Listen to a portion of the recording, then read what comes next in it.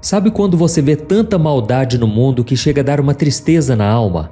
Pois é, foi exatamente assim que eu me senti quando eu parei para estudar de perto o caso desse bilionário, o Jeffrey Epstein. Eu confesso que eu vi tantas coisas pesadas que eu nem tenho permissão para falar abertamente aqui no YouTube, e o pior é que isso é só a ponta do iceberg. Mas o que eu vou te revelar aqui hoje já é o suficiente para você entender a gravidade de tudo o que acontece nos bastidores, onde ninguém está vendo. O que você está prestes a ouvir agora são fatos retirados de mais de 3 milhões de documentos que foram liberados oficialmente pelo Departamento de Justiça dos Estados Unidos. Então nós não estamos mais falando de teoria, é literalmente o que Jesus avisou que aconteceria em Lucas capítulo 12, versículo 2. Nada há de encoberto que não venha a ser revelado e nada oculto que não venha a ser conhecido. Eu sou o pastor Antônio Júnior e se você quer crescer espiritualmente neste ano e conhecer mais da Bíblia, se inscreva no meu canal e ative o sininho da notificação, tá bom? Então vamos lá. Quem era o homem por trás disso tudo? Para você entender o tamanho desse problema, você precisa primeiro saber quem foi Jeffrey Epstein. Ele não era só um investidor que tinha muito dinheiro, ele era conhecido como o Homem do Acesso. Sabe o que isso significa? Que ele era a ponte, o caminho que ligava príncipes, presidentes, donos de grandes redes sociais, cientistas famosos e as maiores celebridades de Hollywood. O Epstein era o homem que ajudava a administrar o dinheiro das pessoas mais poderosas e ricas da Terra, mas o produto que ele vendia de verdade era a influência e alguns segredinhos. Ele era dono de propriedades que mais pareciam cenários de filmes. Ele tinha uma mansão gigantesca em Nova York, um rancho enorme no Novo México e ele tinha o ponto central de tudo, que era uma ilha particular chamada Little St. James, lá no Caribe. E para levar os convidados até essa ilha, ele usava um jato particular com um nome vergonhoso. Meus irmãos, esse homem montou toda uma estrutura para que pecados horríveis fossem cometidos, bem longe de qualquer lei, tudo protegido por bilhões de dólares. E chegou um ponto em que esse homem parou de perguntar: o que mais eu posso comprar com o meu dinheiro? E ele passou a perguntar: o que ainda é proibido para mim? Quando o homem chega nesse nível de orgulho, ele começa a achar que está acima de Deus. É por isso que a Bíblia diz que o amor ao dinheiro é a raiz de todos os males. O mistério de 2019. Ele realmente morreu? No ano de 2019, parece que a conta finalmente chegou e ele foi preso. Mas olha só que estranho, apenas um mês depois, ele foi encontrado morto dentro da cela. A versão oficial que deram para o povo é que ele tirou a própria vida, mas muitos não acreditam nisso. Afinal, naquela noite específica da prisão, as câmeras de segurança simplesmente pararam de funcionar e os guardas que tinham a obrigação de vigiar o homem simplesmente dormiram. Na verdade, muitos acham que isso foi uma queima de arquivo para proteger os poderosos da sua lista e que Jeffrey Epstein ainda está vivo, pois supostas fotos dele atualmente estão vazando na internet. Será que ele era importante demais para ser morto? Ou será que ele sabia tanto que conseguiu negociar a liberdade dele nas sombras? De um jeito ou de outro, tentaram abafar o caso, mas esqueceram que os documentos continuam falando a verdade. Os códigos secretos nas mensagens. Quando aqueles milhões de páginas de documentos foram abertos, o que apareceu ali foi de deixar qualquer um perturbado. Os investigadores perceberam que existia uma linguagem muito estranha nesses e-mails do Epstein e dos amigos bilionários dele. Eles usavam termos infantis e nomes de alimentos comuns em conversas de negócios que não faziam sentido nenhum. Ora, por que esses homens que podem comer o que quiserem nos melhores restaurantes do mundo estariam tão preocupados em fazer esses pedidos de alimentos comuns usando mensagens escondidas? A suspeita é que esses termos eram códigos para esconder as coisas terríveis que eles faziam e para separar as vítimas por tipos. Isso mostra que nada era por acaso, era um sistema organizado para enganar quem olhasse de fora. O mal muitas vezes precisa de um disfarce, de uma linguagem própria para continuar agindo bem debaixo do nosso nariz sem que a gente perceba. O controle da elite sobre os artistas.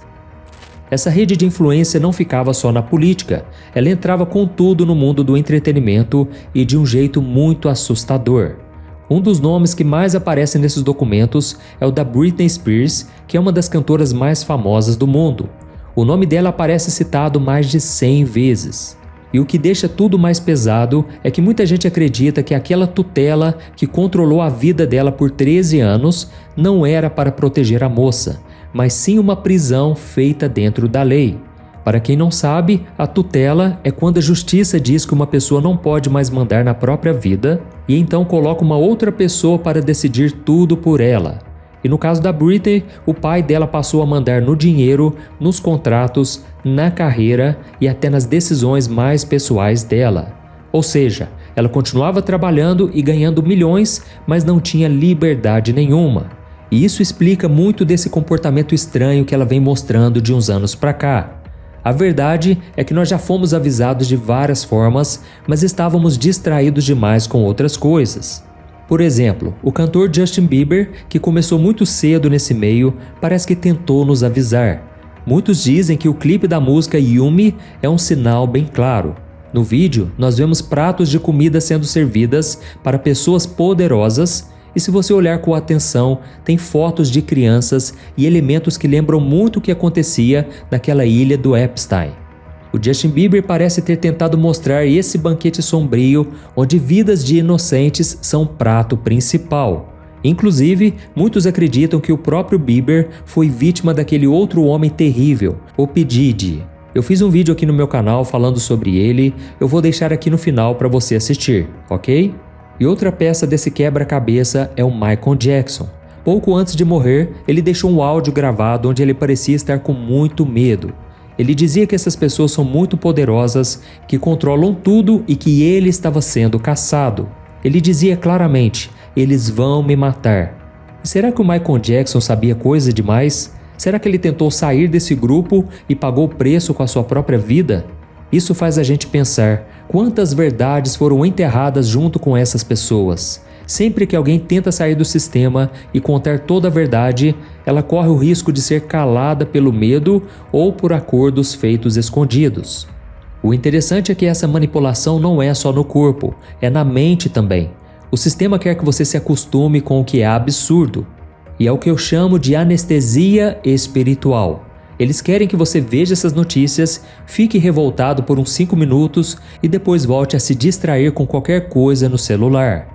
Mas cada nome que aparece e cada código que é descoberto é um sinal de que o tempo desse sistema está acabando e que Jesus está vindo para destruir o mal de uma vez por todas. A ciência sombria e os rituais. Quando a gente mergulha nos arquivos e nos depoimentos de quem sobreviveu, aparecem histórias que parecem pesadelos. Nos e-mails existem relatos de algumas pessoas que num nível de maldade extrema chegavam a comer um outro tipo de carne, se é que você me entendeu. Essa frieza e esse desprezo total pela vida mostram que a raiz disso não é humana, é diabólica. E essa elite também parece ser obcecada na ciência e na genética para tentar alcançar uma imortalidade que não existe. Nos documentos encontrados nos e-mails, um biólogo chamado Robert Trivers conversava com o Epstein sobre fazer intervenções genéticas em crianças pequenas para criar o que eles chamavam de novos tipos de humanos, usando hormônios e manipulação. O Epstein doava milhões de dólares para faculdades famosas porque ele queria criar uma linhagem própria, uma espécie de raça superior. Irmãos, isso é o que eu chamo de Torre de Babel dos dias de hoje. É o homem tentando mudar o que Deus criou e querendo vencer a morte mexendo no DNA. Eles gastam fortunas para tentar controlar a vida, mas esquece que quem dá a última palavra é o Criador. Essa realidade sombria já apareceu até no cinema. O diretor Stanley Kubrick, no filme De Olhos Bem Fechados, mostrou uma sociedade secreta de gente muito rica que agia exatamente como esses documentos dizem. Eles faziam rituais com máscaras, em mansões isoladas e usavam as pessoas como se fossem objetos descartáveis. E o que mais assusta é que tudo aquilo que aparece no filme é muito parecido com as imagens reais da ilha de Epstein. E um fato curioso é que o diretor Kubrick morreu 6 dias depois de entregar a versão final desse filme. Muitos acreditam que o que ele colocou na tela não era mentira nenhuma, não era teoria, mas algo que ele descobriu e tentou mostrar para o mundo. O próprio nome do filme já é um recado. As pessoas preferem ficar de olhos bem fechados para não ver a escuridão que comanda o mundo. Os nomes na lista: príncipes e presidentes. Muitos nomes conhecidos aparecem nos arquivos, e isso mostra como tudo está conectado. São dezenas ou centenas de nomes, mas eu vou citar só alguns deles. Primeiro, Bill Gates. O nome dele aparece mais de 2.600 vezes.